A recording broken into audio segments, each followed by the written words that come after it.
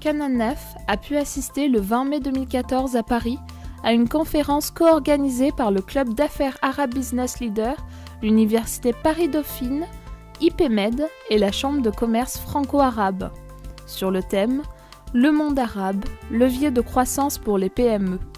Plus de 300 chefs d'entreprise étaient attendus pour cet événement. La conférence fut victime de son succès, avec une salle pleine et la présence de nombreuses personnes de marques telles que Sheikha Boudoul bin Sultan Al-Qasimi, Marwan Al-Sarkal et Dr Saleh Al-Tayyar. Cette conférence est le point de départ d'un double enjeu. Le premier est d'aider les entreprises françaises à mieux comprendre le marché arabe et le pénétrer. Réciproquement, nous voulons assister au travers de cette conférence les investisseurs arabes que nous saluons et nous remercions d'être venus de l'étranger.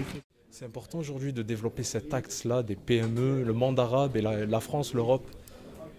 Absolument. De toute façon, tout ce qui est maintenant le monde est monde et sans ouverture sur des marchés extérieurs, aucune PME ne peut se développer correctement uniquement sur le marché français. Donc la région du Golfe est une région qui est en plein développement, plein boom.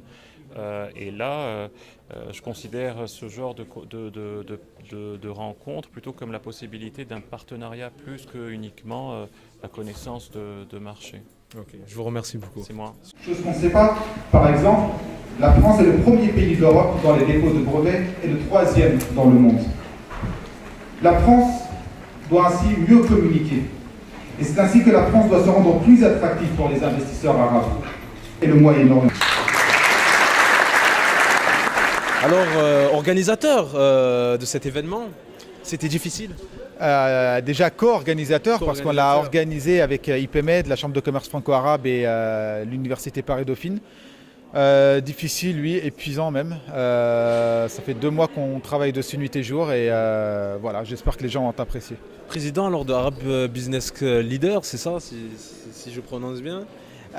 Vous prononcez très bien. Alors c'est un club qui est aujourd'hui basé dans 37 pays qui a pour but de faire la promotion du monde des affaires, du monde arabe vers les autres pays, inciter les gens à investir dans le monde arabe, à entreprendre dans le monde arabe, qui reste souvent inconnu et parfois même craint. Et on veut montrer une autre image de cette région magnifique du monde qui offre un potentiel. Est-ce qu'il y a un écho positif?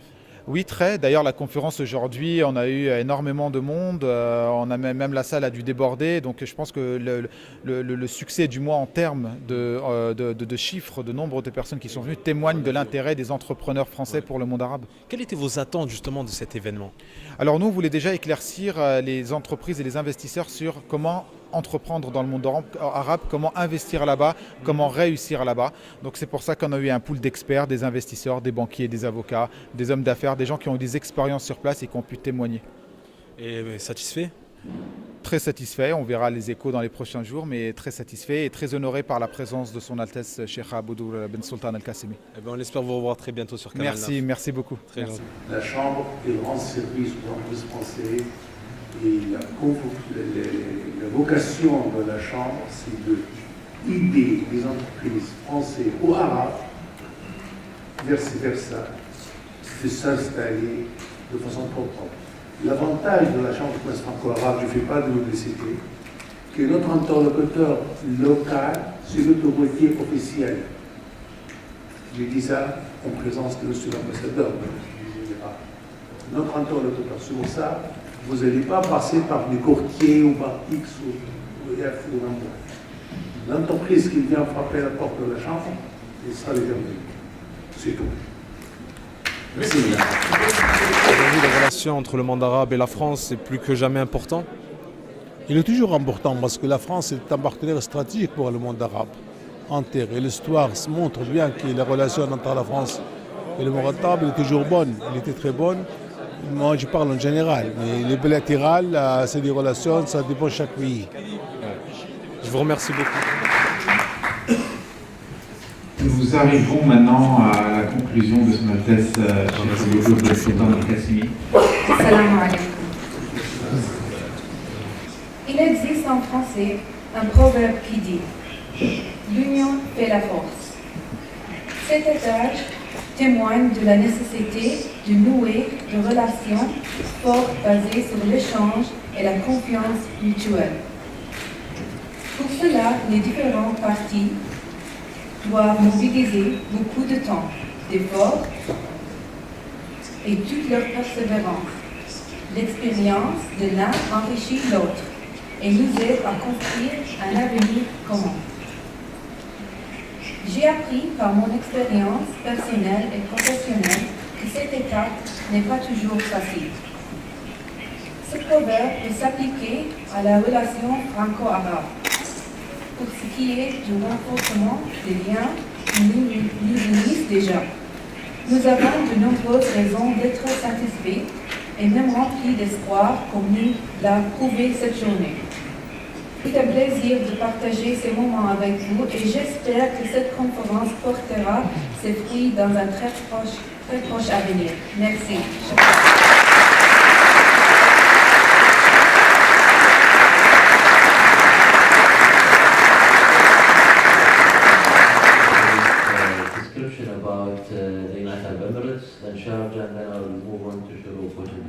Assalamu alaikum. Alaykoum salam. Qu'est-ce que vous attendez aujourd'hui de cet événement, justement cette conférence ici sur Paris Dauphine, PME et monde arabe? طبعا تسعى إمارة الشارقة متمثلة بهيئة الشارقة للاستثمار والتطوير الترويج عن فرص الاستثمارية في إمارة الشارقة. نسعى من خلال هذا المؤتمر تسليط الضوء على القطاعات التي نركز عليها في استقطاب الاستثمارات. تعتبر فرنسا كبلد من البلدان القوية من ناحية الاقتصاد. من خلال هذه الندوة سوف نتحدث عن الفرص الاستثمارية، نتحدث عن قطاعات مختلفة. أبرز القطاعات التي نروج عليها في إمارة الشارقة قطاع الصحة، هو قطاع مهم نريد أن نستقطب شركات من فرنسا في قطاع الصحة. أيضا قطاع البيئة هو قطاع واعد في دولة الإمارات العربية المتحدة، ونحن في إمارة الشارقة نسعى إلى استقطاب أكبر شركات التي سوف تريد أن تستثمر في قطاع تدوير النفايات أو توليد الطاقة عن طريق الطاقة النظيفة. بالإضافة إلى ذلك قطاع مهم وهو القطاع الثالث هو قطاع الصحة. قطاع ليس الصحة ولكن قطاع أيضا البيئة السياحة هو قطاع مهم جدا. أيضا نحاول أن نروج ونستقطب أكبر عدد من الشركات الفرنسية التي سوف تستثمر في قطاع السياحة، في قطاع الفنادق، في المطاعم والمقاهي، وأيضا استقطاب أكبر عدد من الشركات الفرنسية كالطيران الفرنسي إلى مطار الشارقة.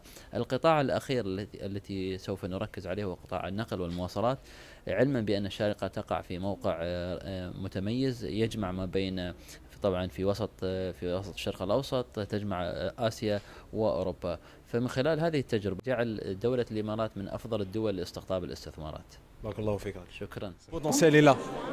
Alors le potentiel est là clairement pour développer donc l'activité notamment des PME puisque c'était un peu plus le sujet et on a compris que dans certains secteurs tels l'énergie, les énergies renouvelables, il y avait donc énormément de choses à faire.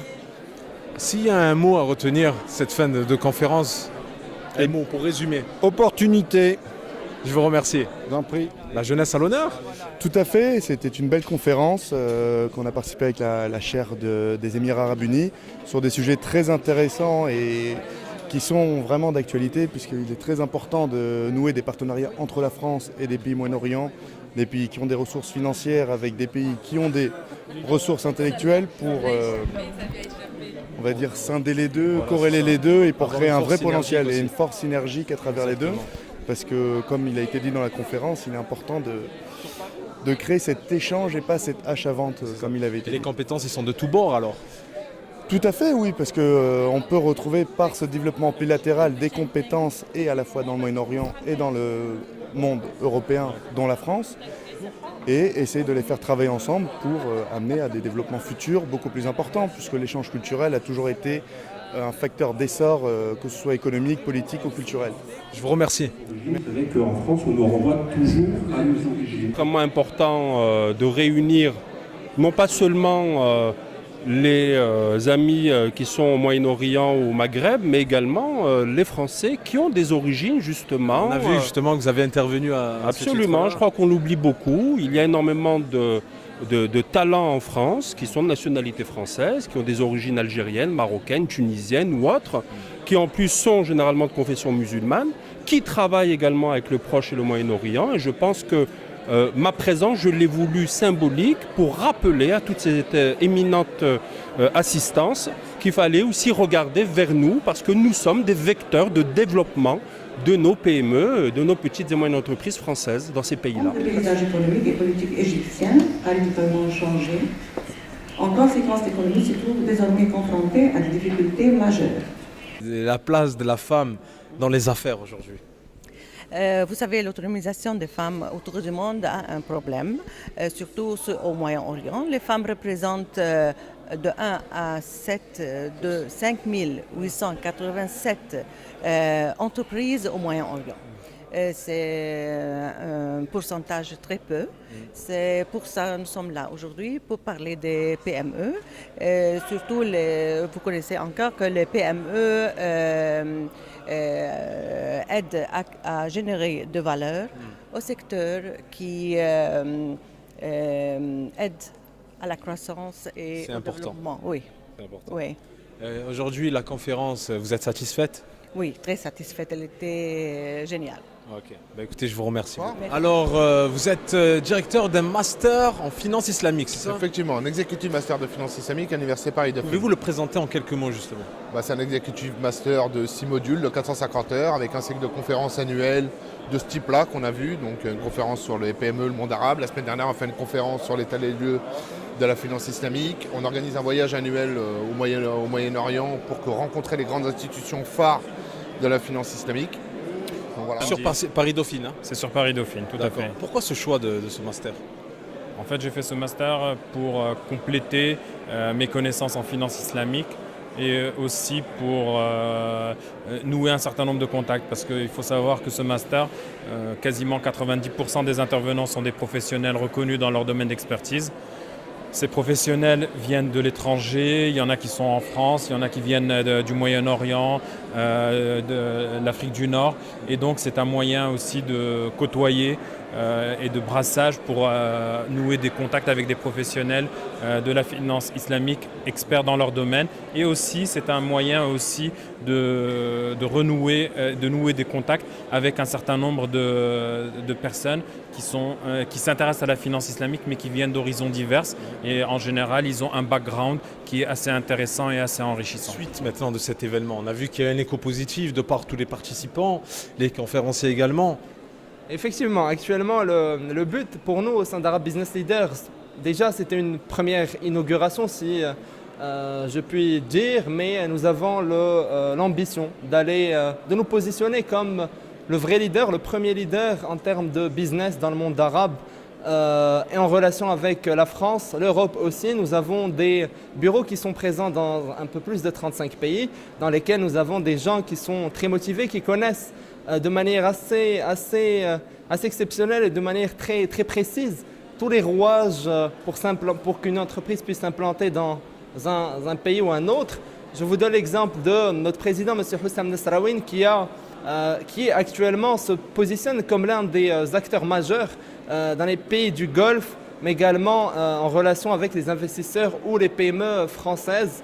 Ouais. Et je peux vous dire que nous avons l'ambition de nous positionner comme leader sur tout ce qui est business entre les pays du Golfe et la France d'un côté, également le monde arabe de l'autre, et plus largement le monde entier si vous me permettez d'être ambitieux. Bien sûr, il faut l'être.